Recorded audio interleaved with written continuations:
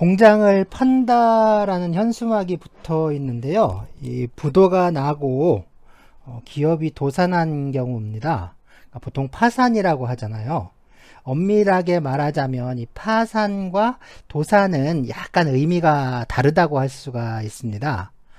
도산은 회사가 무너진 경우를 가리키는 그런 일반적인 용어고요.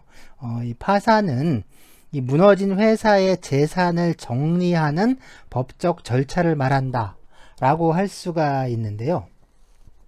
보통 이 채무자가 지급불능이나 채무 초과의 상태에 이르게 되면 이 채무자의 총 재산을 가지고 다수의 채권자들에게 공평하게 변제를 해야 하는데요.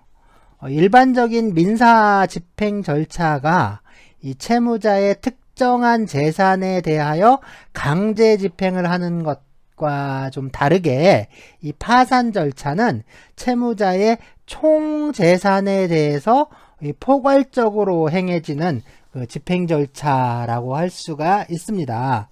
그러니까 일반적인 민사 집행 절차가 채무자의 어떤 부동산, 뭐 예를 들면 주택이면 주택, 임야면 임야, 어떤 농지면 농지, 이렇게 특정된 물건이나 또는 개별적 권리에 대해서 강제 집행을 하는데, 이 파산 절차는 그런 것을 가리지 않고 채무자의 모든 재산에 대해서 집행을 한다라는 점이죠. 그런데 이 채권자들의 경우에 뭐 단순한 일반 채권도 있지만 뭐 담보 물권이나 또는 담보권에 의해서 담보된 채권도 있고요. 또 전세권에 기한 뭐 보증금 반환 채권도 있습니다. 당연히 이 권리의 우열이랄까, 어떤 권리의 우선순위, 이런 게 문제가 되겠죠. 민사 관계에서의 원칙은요, 뭐 잠시 후에 다시 보겠지만 물권은 채권에 우선하고, 또 같은 물건끼리는 이 권리가 성립한 시간에 따라 순위가 결정된다라는 겁니다. 그리고 이 채권은 서로 평등하다라고 볼 수가 있어요.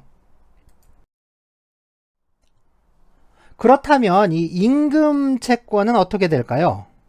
기업이 도산을 하게 되면 그 기업에서 일했던 노동자들은 이 일한 월급도 못 받고, 그렇죠, 자기가 일했던 그 월급도 못 받고 그냥 거리에 나앉아야 하느냐 하는 겁니다.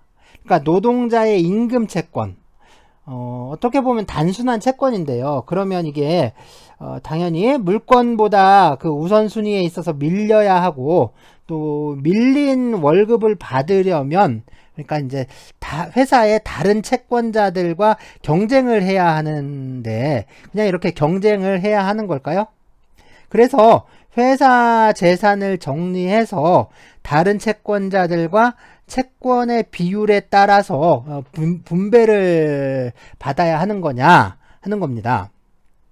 그러니까 임금은, 그렇죠, 이 노동자와 그리고 그 노동자의 가족들이 이 생존을 하면서 생계를 유지하기 위한 그런 자금인데, 그죠? 생존과 생계, 생활의 자금인데, 노동자에게 임금이 지급되지 않는다면 이 노동자들은 살아갈 수가 없게 되죠. 그래서 노동자들의 임금을 보호하고 또 보장을 해줘야 할 그런 방법들이 좀 필요하다라고 할 수가 있습니다.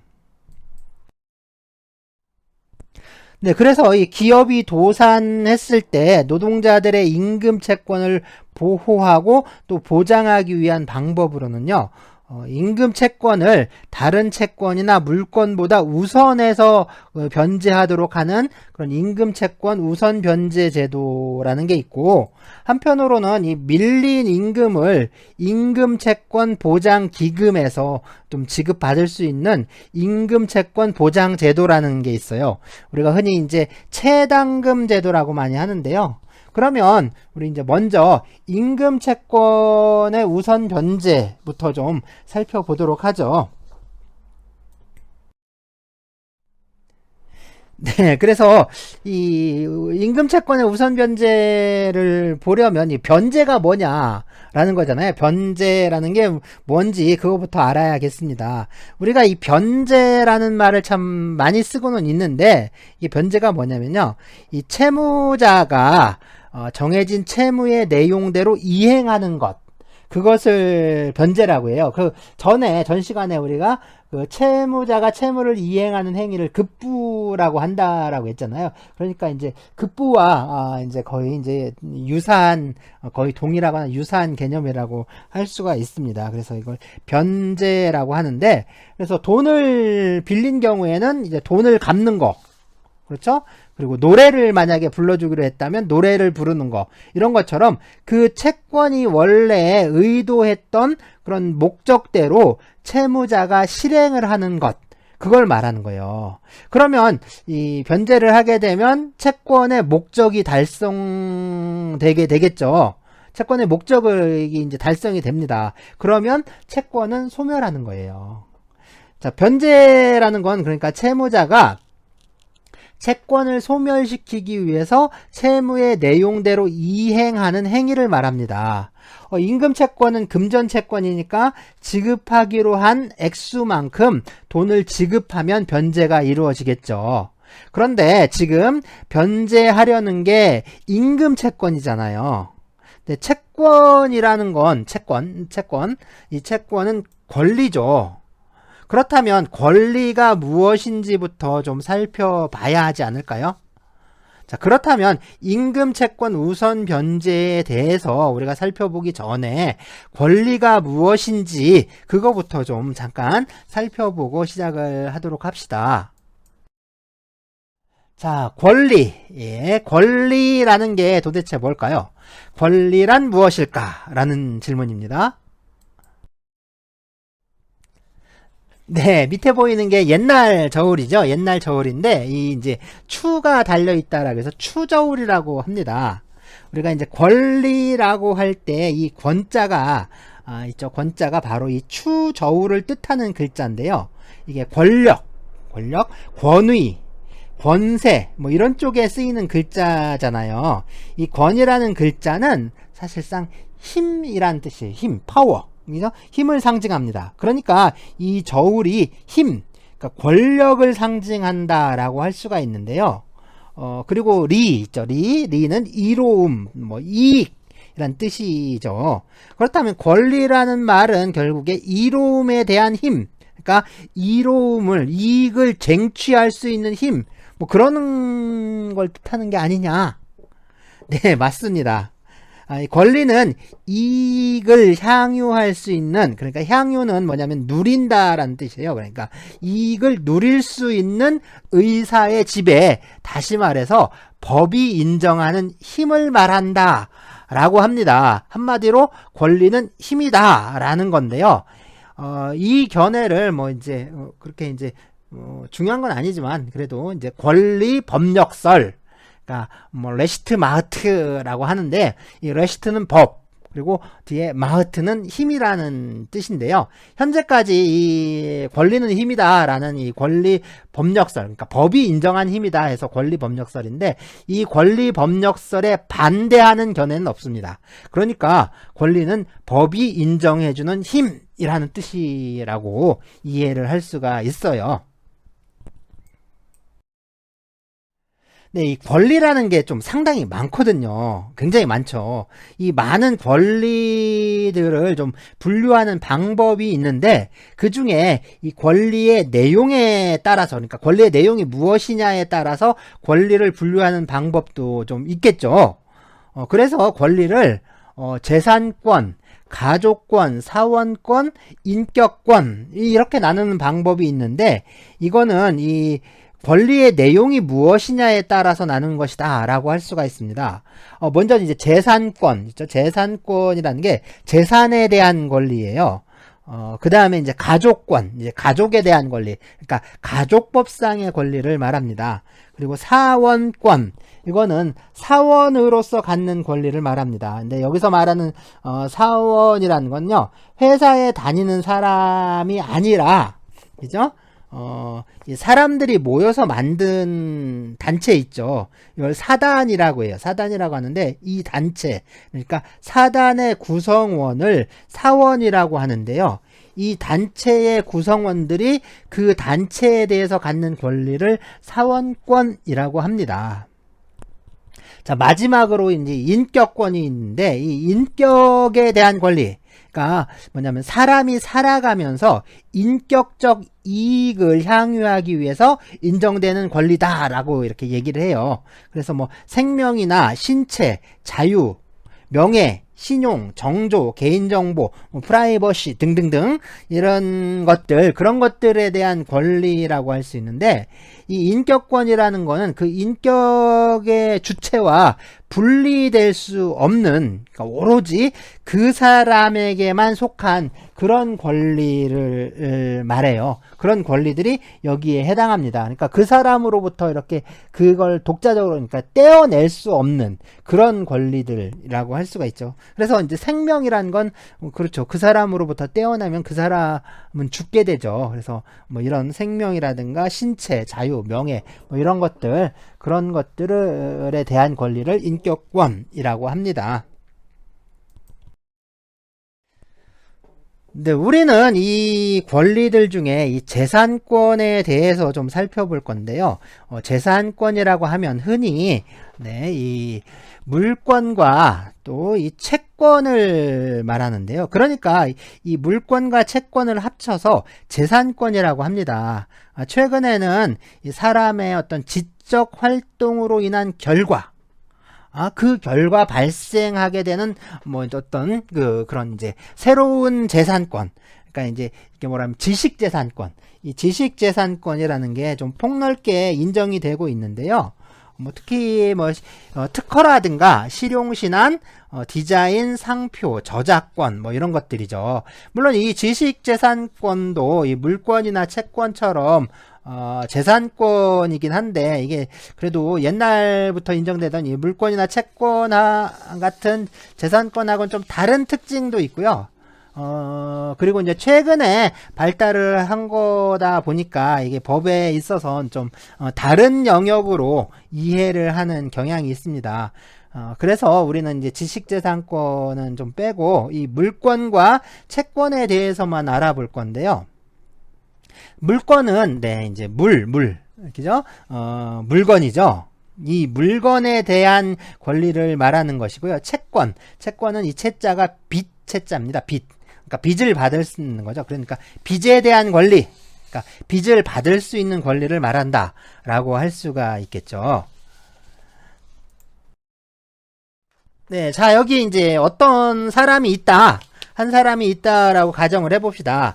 우리는 이 사람을 이제 권리자라고 할 수가 있는데요. 이 권리자를 이제 기준으로 생각을 해봅시다. 그래서 권리자가 있고요. 그리고 이 권리의 대상이 되는 어떤 물건이 있어요. 그리고 또 다른 어떤 사람이 있다라고 합시다. 먼저 이 물건이란 게 뭐냐면 이 사람과 물건 사이의 관계라고 할 수 있는데요. 사람이 어떤 물건을 지배하는 관계라고 할 수가 있습니다. 네, 이것에 비해서 이 채권이란 거는 어떤 사람과 또 다른 어떤 사람, 그러니까 어떤 사람과 또 다른 어떤 사람 사이의 관계라고 할 수가 있는데요. 물권처럼 어떤 사람이 다른 어떤 사람을 지배하는 그런 관계는 아니고요. 어떤 사람이 다른 어떤 사람에게 무언가를 요구하는, 그러니까 다른 말로 하면 청구하는 것이라고 할 수가 있겠죠. 그래서 채권은 빚에 대한 권리라고 했으니까 빚을 갚아라 라고 이제 청구하는 걸 말하겠죠. 자, 먼저 이 물권입니다. 이 물권은 물건에 대한 권리, 다시 말해서 물건을 지배할 수 있는 권리를 말하는데요. 그런데 그냥 지배를 하는 게 아니라, 그렇죠? 그냥 다른 사람들하고 같이 지배한다는 건 지배의 의미가 없잖아요. 그러니까 남들은 안 돼요. 그러니까 나 혼자만 지배할 수 있다는 거예요. 그래서 뭐냐면 이 배타적이고 독점적으로 지배하는 그런 권리를 말합니다. 그러니까 권리자가 어떤 물건을 배타적이고 독점적으로 지배하는 권리가 물권이라는 거예요. 다음으로 이 채권인데요. 채권은 빚을 받을 수 있는 권리다라고 했잖아요. 그러니까 빚을 갚아라 라고 할 수 있는 권리인데, 채권은 이 어떤 사람이 다른 어떤 사람에게 어떠한 행위를 청구할 수 있는 권리를 말합니다. 여기서 어떠한 행위라는 건 결국에 빚을 갚아라 하는 거잖아요. 그러니까 결국에 이 채무를 이행하는 행위를 말하는 거죠. 그러니까 채권이라는 거는 채권자가 채무자에게 채무를 이행하라고 청구할 수 있는 권리를 말합니다. 그래서 이 물권과 채권 모두 재산권인데, 일반적으로 물권은 모든 사람에게 권리 주장을 할 수 있지만, 채권은 이 특정한 어떤 사람에게만 권리를 주장할 수 있는데요. 물권은 예를 들어서 내 집에 이제 사람들이 마구 들어와서, 이제 우리 집에 다른 사람들이 막 들어와서 내 생활이 방해가 되는 경우에 그 사람에게 당신은 내 생활을 방해하고 있으니까 그러지 마라. 방해하지 말라. 내 집에 함부로 들어오지 말아라. 라고 할 수가 있겠죠. 다시 말해서 이 집의 소유권은 내게 있으니까 그런 사람들에게 함부로 침범하지 말아라. 라고 이렇게 경고할 수 있는 거죠. 이게 바로 나의 소유권을 주장하는 건데요. 소유권은 가장 대표적인 물권이고 또 가장 힘이 센 물권이라고 할 수가 있습니다. 그런데 이렇게 내 소유권을 침해한 사람이 이건 누구든지 상관없이 나는 내 소유권을 침해하지 말라라고 할 수가 있겠죠. 그 사람이 누구냐에 따라 달라지는 게 아니라 그 사람이 누구든지 상관없이 나는 나의 소유권을 주장할 수 있는 거잖아요. 그렇죠? 그래서 나는 누구에게든 내 권리를 주장할 수가 있는 겁니다. 물권의 경우가 그런데 채권은 좀 그렇지가 않아요. 채권은 모든 사람이 아니라 오로지 어떤 사람, 그러니까 이제 채무자겠죠. 채무자에게만 주장할 수 있는 권리인데요. 예를 들어서 친구한테 돈을 좀 빌려줬다라고 합시다. 그러면 돈을 갚아라 라고 누구한테 말을 할 수가 있을까요? 나는 개똥이한테 돈을 빌려줬는데, 그렇죠? 만드기한테 돈 갚아라 라고 할 수는 없는 거잖아요. 그러니까 다른 사람한테 백날 돈 갚아라 얘기를 해봐야 돈을 돌려받을 수는 없습니다. 그죠? 그래서 이 돈을 빌려간 사람에게 말해야 돈을 돌려받을 수 있는 거잖아요. 그래서 채권은 채무자에게만 주장할 수 있다라고 할 수가 있는 거겠죠. 그래서 물권은 모든 사람에게 주장할 수 있지만 채권은 채무자에게만 주장할 수가 있습니다. 자, 그렇다면 여러 개의 권리가 있을 때 이 권리들 사이에 순서는 어떻게 될까요?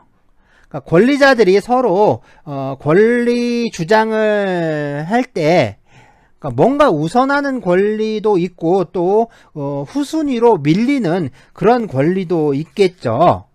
자, 모든 권리를 다 똑같이 인정을 해주다 보면 그러니까 서로 주장하는 권리들이 충돌을 하면서 엄청난 분쟁이 발생할 수가 있겠죠. 그래서 무엇이 우선하는 권리인지 그 순서를 좀 정해놔야 합니다. 자, 이렇게 물권과 채권이 있다면 이 물권과 채권 사이에는 물권이 채권을 항상 우선합니다. 그러니까 물권이 채권보다 항상 우선해요. 예를 들어서 이제 저당권 아시죠? 저당권은 대표적인 담보 물권입니다. 이 저당권이 일반 채권과 서로 충돌을 하잖아요. 그러니까 이제 다시 말해서 저당권을 가진 사람과 채권만 가지고 있는 사람이 서로 자기 권리를 주장하게 되면 당연히 저당권을 가진 사람이 우선한다라는 거예요.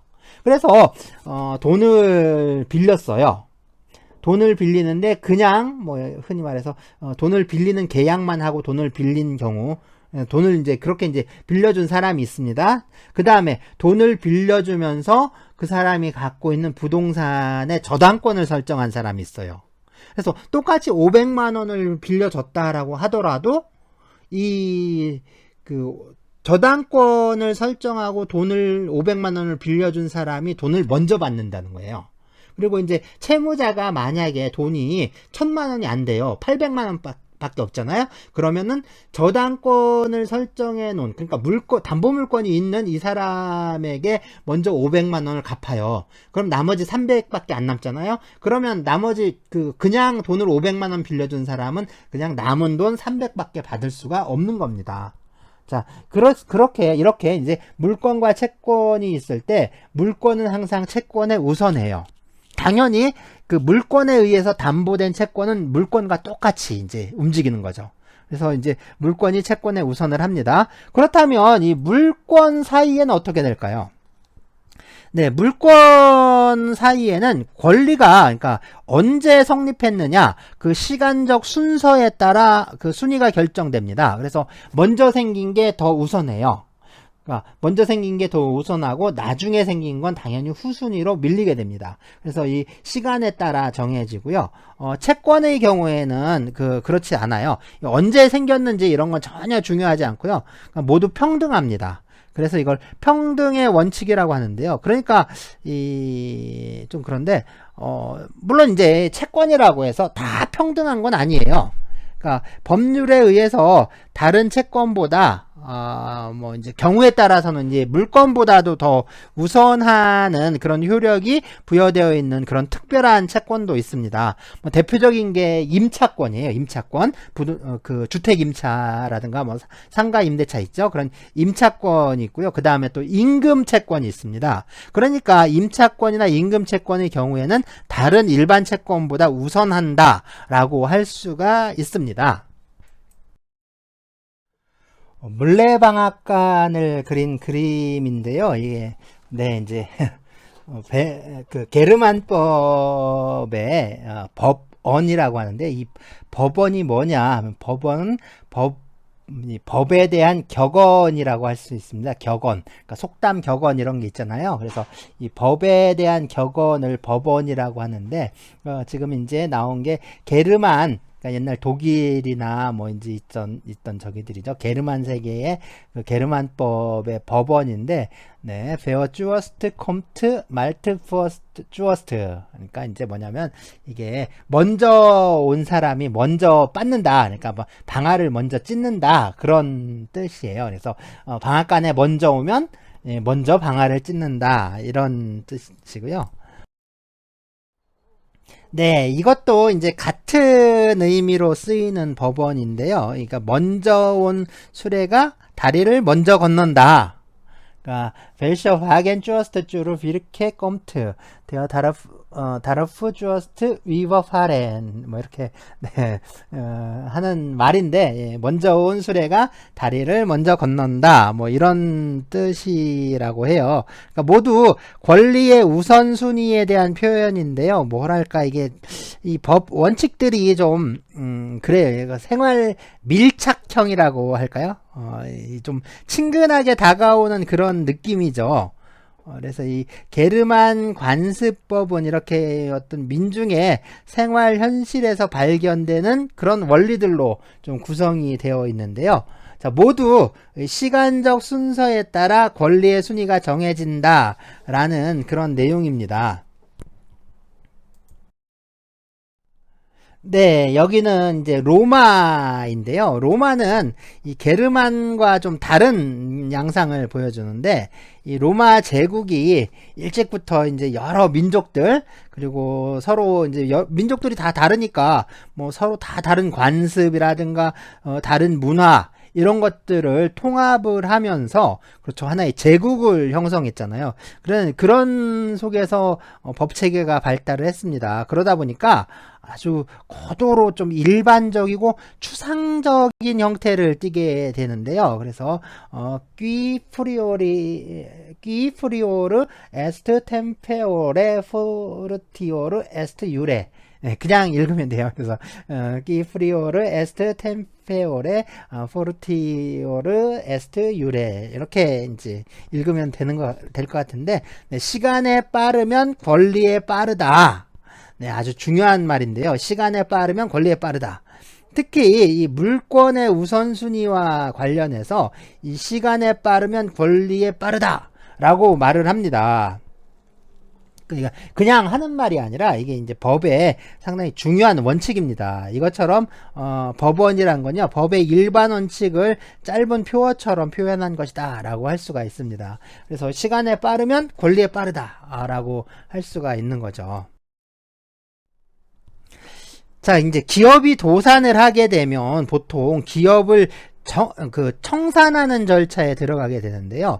이 청산이라는 건 해산을 하기 위해서 재산관계, 그러니까 권리관계를 정리하는 것이라고 할 수가 있습니다. 그 기업의 재산을 모두 정리를 해서 채권자들에게 분배를 하게 되는데요. 그런데 물권, 그러니까 이 담보 물권이 있는 채권자는 사실상 물권자이기도 하잖아요. 그래서 물권이 채권에 우선하기 때문에 이 사람들이 그 물권의 순서에 따라서 자기 채권을 먼저 변제받게 되고요. 그 다음에 남은 게 있으면 그냥 채권자들에게 채권의 비율에 따라 분배가 되게 됩니다. 문제는 이제 그 기업의 노동자들의 임금인데요. 그러니까 이제 그 노동자들의 어떤 생계 또는 생활의 원천이 되는 그런 임금인데, 좀 보호해줄 필요성이 있잖아요. 그래서 이 노동자들의 임금 채권을 보호하기 위해서 근로기준법에 임금 채권에 그 우선권을 주는 그런 제도가 있습니다.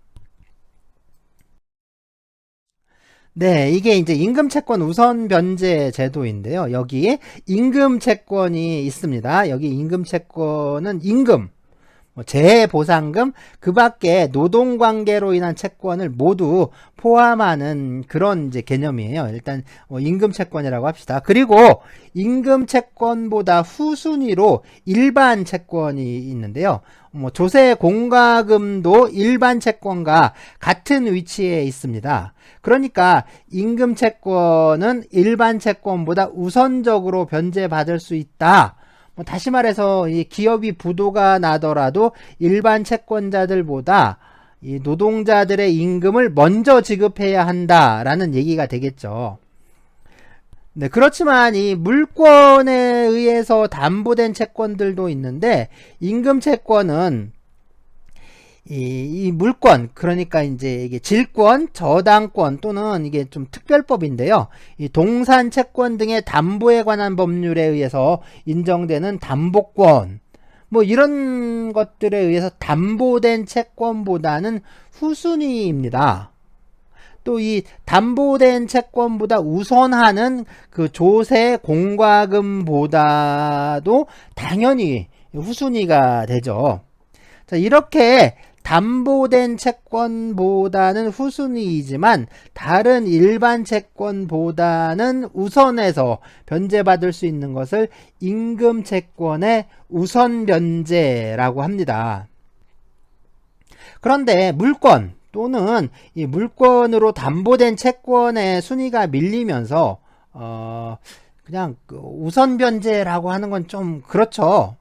대부분 이게 이제 파산을 하잖아요. 파산을 하게 되면 저당권이나 질권이 설정된 채권 이런 것도, 그러니까 담보된 채권도 다 변제받지 못하는 경우들이 수두룩해요. 거의 이제 그런 경우가 많은데, 이런 경우에는 이 담보된 채권보다 후순위에 있는 임금 채권은 그냥 한 푼도 못 받는, 그러니까 일반 채권은 아예 받을 생각을 많은 거고, 그냥 임금 채권도 이제 못 받는다면 우선 변제 제도를 만들어 놓으나 마나 아무 의미가 없는 거잖아요. 그냥 별다른 쓸모가 없는 거죠. 그래서 이 담보된 채권이나 조세 공과금 그리고 다른 채권보다도 우선하는 그런 임금 채권이 있어요. 이것처럼 모든 권리에 우선해서 임금채권을 변제받을 수 있다라고 해서 이것을 임금채권의 최우선 변제라고 하는데, 이 최우선 변제를 받을 수 있는 임금채권은요, 모든 임금이 아니라 그러니까 최종 3개월분의 임금과 재해보상금입니다. 자, 이러한 임금채권의 우선변제 또는 최우선변제 제도가 좀 실효성을 갖기 위해서는 이 파산 절차 또는 회생 절차에 있어서 임금채권을 보호하는 그런 어떤 절차적인 규정들이 또 있어야 할 텐데요. 자, 여기에 대해서는 채무자 회생 및 파산에 관한 법률에 좀 특별한 절차적 규정을 두고 있습니다. 자, 먼저 파산의 경우인데요. 이 채무자가 파산 선고 당시에 가지고 있던 그 총 재산을 우리가 파산재단이라고 하는데요. 그러니까 채무자가 파산 당시에 갖고 있었던 모든 재산이에요. 모든 재산을 파산재단이라고 합니다. 그러니까 여기에는 권리도 있고, 그러니까 적극적인 재산도 있고, 부채 같은 소극적인 재산도 있고, 채무도 있고, 그런 거죠. 그래서 이 파산재단이라고 하는데, 당연히 채무자가 파산 선고 전에 생긴 원인으로 장래에 행사할 수 있는 그런 청구권도 모두 포함이 된다라고 합니다. 그리고 이 채무자에 대해서 갖고 있는 청구권, 그러니까 이제 채권이죠. 이 채권을 파산 채권이라고 하는데요. 다시 말해서 파산 채권은 누군가, 그러니까 어떤 채권자죠. 어떤 채권자가 이 채무자, 그러니까 이제 파산한 채무자에 대해서 갖고 있는 채권을 말하는데, 이 파산 채권은 파산 절차에 의하지 않으면 변제받을 수가 없습니다. 그러니까 이 파산 절차를 통해서만 변제받을 수 있는 그런 채권들을 말합니다. 자, 다음으로는 이 별채권이라는 권리가 있는데요. 이 파산재단에 속하는 재산에 대해서 유치권, 질권, 저당권, 뭐 이제 그 담보물권들이죠. 이러한 담보물권과 그리고 이제 특별법으로 있는 동산채권 등의 담보에 관한 법률에 따른 담보권, 그리고 이제 전세권, 이런 걸 가진 사람들이 갖는 권리를 이제 별채권이라고 합니다. 이 별채권은 이 파산 절차에 의하지 않고도 행사를 할 수가 있어요. 그러니까 파산 채권은 파산 절차에 의해서 받는 거고, 별채권은 파산 절차와 상관없이 별채권 그 자체를 행사해서 받는 거예요. 그러니까 별채권이 파산 채권에 이제 우선할 수밖에 없겠죠. 네. 그리고 이 파산 절차에 의하지 않고 파산재단으로부터 일반 파산 채권자의 우선에서 변제받을 수 있는 채권을 재단 채권이라고 하는데요. 이 노동자의 임금 채권은 이 재단 채권에 해당합니다. 이 재단 채권은 파산 절차에 의하지 않고 그냥 수시로 변제받을 수 있고, 또 파산 채권에 우선합니다. 그리고 이제 이 재단 채권도 여러 종류가 있을 거 아니에요. 이 재단 채권도 여러 종류가 있는데, 그 중에 이 재단 채권 상호 간의 관계에 있어서는 임금 채권은 다른 채권에 이제 우선하는 거죠.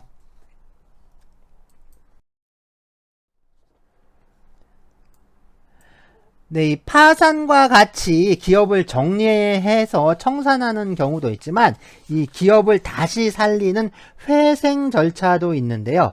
이 회생 절차는 채무자가 그 재정적 어려움으로 파탄에 직면해 있을 때, 이 법원의 감독하에 채권자나 주주, 지분권자 같은 여러 이해관계인들의 그 법률 관계를 조정을 해서 채무자나 또는 사업의 효율적인 회생을 도모하는 그런 제도를 말합니다.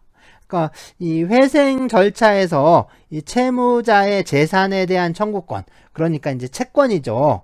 이 채무자에 대해서 갖고 있는 채권, 이것을 회생 채권이라고 합니다. 그러니까 파산 절차에 있어서의 파산 채권과 같은 거예요. 그리고 유치권, 질권, 저당권, 양도담보권, 가등기 담보권, 동산채권 등의 담보에 관한 법률에 따른 담보권, 전세권 또는 우선특권으로 담보된 그 범위의 것을 회생담보권이라고 합니다. 그러니까 파산 절차에서의 별채권과 같은 권리라고 볼 수 있겠죠. 그리고 이 파산 절차에서 재단 채권에 해당했던 그런 채권은 이 회생 절차에서는 공익채권이 되는데요. 임금채권 역시 공익채권입니다. 이 공익채권은 회생 절차에 의하지 아니하고 수시로 변제받습니다. 또 회생채권이나 회생담보권에 우선해서 변제받을 수가 있습니다.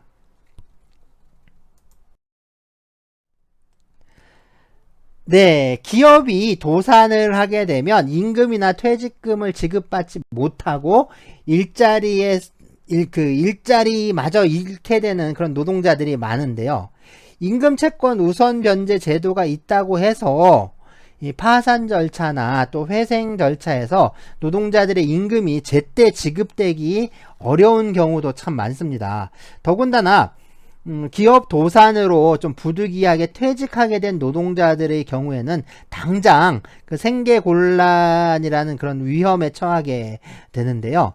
이것처럼 기업이 도산하는 바람에 노동자가 임금이나 퇴직금을 지급받지 못하고 퇴직하였을 때 이 퇴직한 노동자에게 사업주를 대신해서 임금채권 보장기금에서 일정한 범위의 체불임금을 지급하는 임금채권 보장제도가 좀 지금 시행되고 있는데요.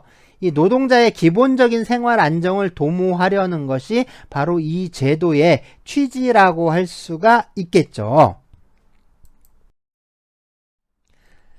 사업주가 도산을 하면 임금채권의 우선 변제권이 있다고 하더라도 뭐 이것을 실현하는 데에는 절차적인 제약이 좀 따르고 있습니다. 또 무엇보다도 이 사업주의 변제 자력, 그러니까 이제 임금을 지급할 수 있는 그런 경제력이죠. 그런 게 갖추어져 있지 않다면 사실상 실효성이 좀 떨어진다라는 그런 문제점도 있는데요. 자, 이런 문제점을 극복하기 위해서 1967년에 이 벨기에에서 처음으로 이 보험적 기법에 의한 보장 제도가 시작돼서 발전하게 됐고요.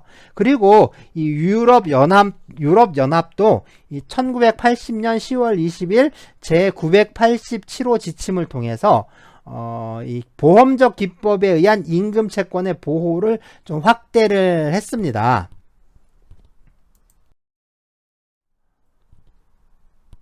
네, 그리고 이 국제노동기구에서도 이러한 문제점에 좀 대처할 필요성을 느끼고요. 그래서 1992년 사용자 파산 시 노동자 청구권의 보호에 관한 제173호 협약을 채택하게 됩니다.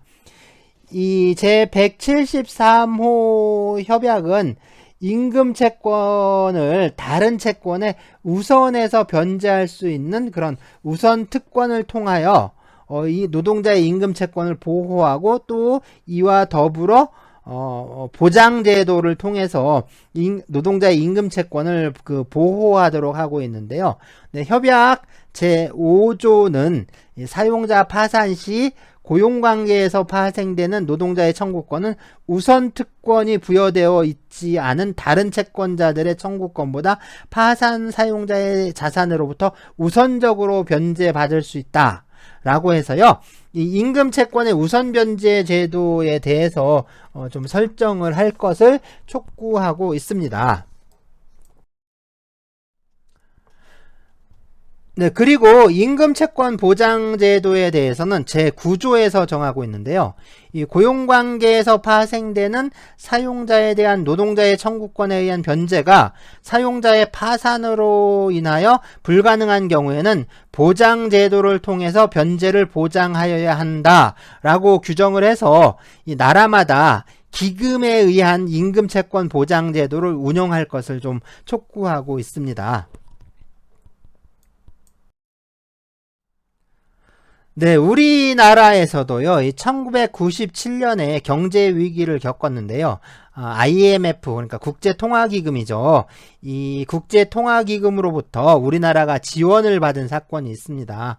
네, 영화 국가 부도의 날인가요? 이거 보시면 그때 상황을 좀 얘기하고 있는데, 네, 그래서 국제통화기금이 아니라 국제강도기금 아니냐, 뭐 이런 이렇게 또 이제 얘기 우스갯소리도 좀 뼈아픈 거죠. 그래서 IMF 국제통화기금 국제강도기금이죠. 강도기금 뭐 이제 그런 우스개도 있는데 어쨌든 그 당시에 이제 외환 위기라고 불렀는데요.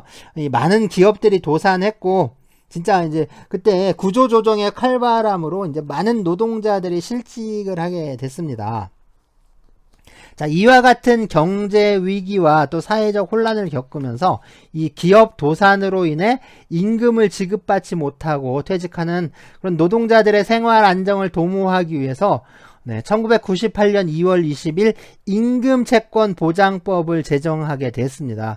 그리고 그해 7월 1일 임금채권 보장기금을 설치하고 운영하기 시작했는데요.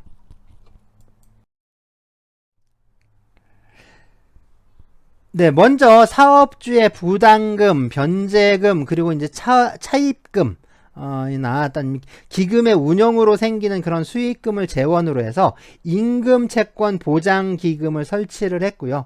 그리고 회사가 도산하는 바람에 임금, 휴업수당 또는 퇴직금을 지급받지 못하고 퇴직한 노동자에게 최종 3개월분의 임금, 또는 역시 최종 3개월분의 휴업수당 그리고 3년분의 퇴직금을 지급하게 되는데 자, 이것을 체당금이라고 불러요. 이 체당금이라고 부릅니다. 이 체당금은 노동자의 생활 안전 자금이니까 이건 특별한 법적 보호를 받아야 하겠죠. 그래서 체당금을 받을 수 있는 권리는 다른 사람에게 양도할 수 없고 또 압류할 수도 없습니다. 그리고 담보로 제공할 수도 없습니다. 자, 임금채권 보장기금은 이 노동부 장관이 관리하고 운영하고 있고요. 그리고 체당금에 관한 업무는 근로복지공단에서 관할하고 있습니다. 그래서 체당금을 청구할 때는 이 근로복지공단으로 가야겠죠.